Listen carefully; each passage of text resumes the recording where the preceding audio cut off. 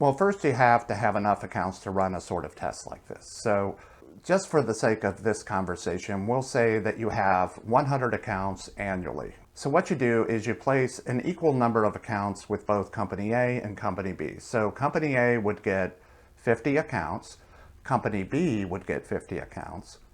And you want to be sure that you place these accounts, or when you're selecting these accounts, you want it to be fair because you don't want to skew data or results actually. So it's better not to do it demographically because there might be one demographic of your customers that usually are very successful with your product or service, and there might be another group that's not. So of course, recovery in both of those groups is going to be quite a bit different in a lot of cases. So what we're talking about here is being more fair.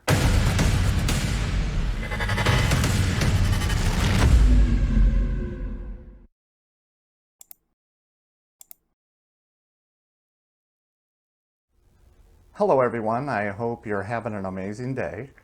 So today I want to talk about, or continue to talk about, something that we've mentioned over the last couple of weeks. And that is sort of a contest in the billing and debt collection industry. We call it the Champion Challenger, but if you want to compare it to something, in the sales and marketing department, they usually call it an A-B comparison.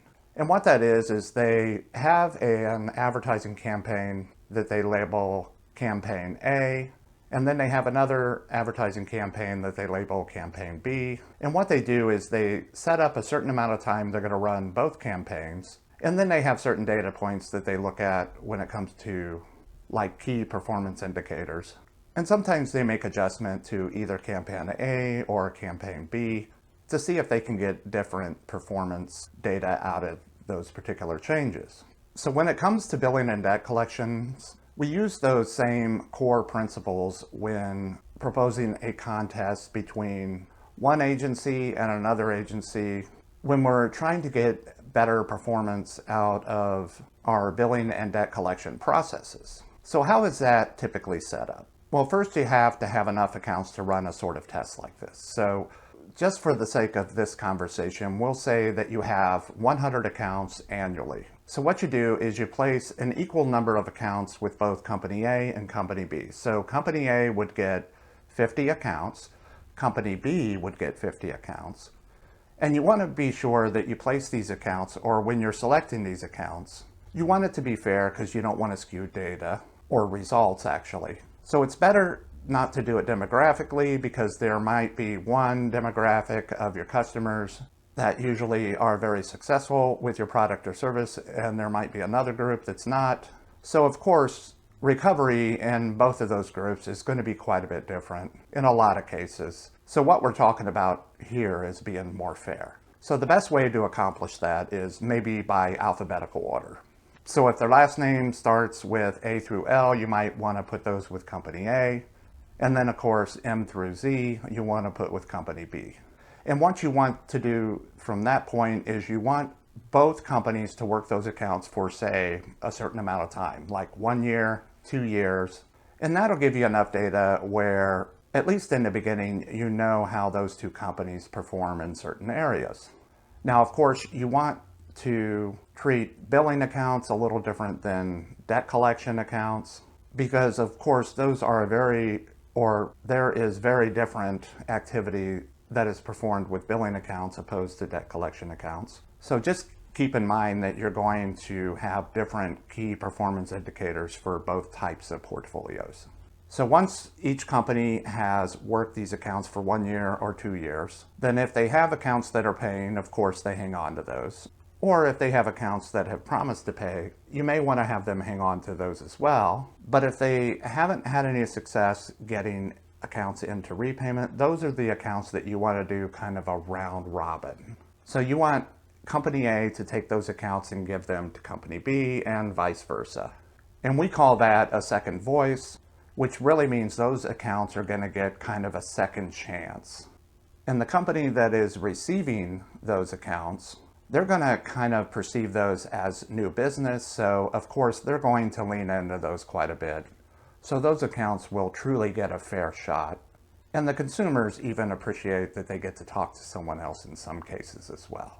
So you want to do this type of setup where you're doing this round robin every 1 or 2 years. And maybe you want to run this for about 5 to 6 years to where you can get enough data to where you can figure out what parts of your portfolio company A works the best in, what part of your portfolio company B works in.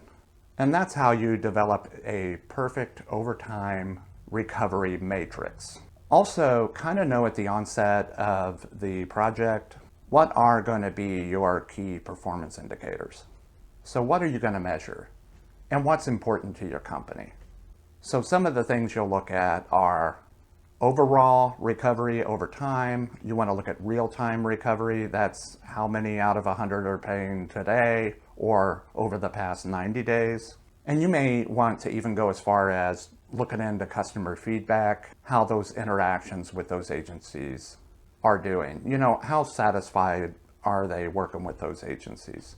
Now, keep in mind, when it comes to debt collections especially, you may not get a lot of positive feedback because just the nature of that type of business, it's mostly not a pleasant experience, which is even more of a reason to maybe get that off your plate and outsource that part of your receivables.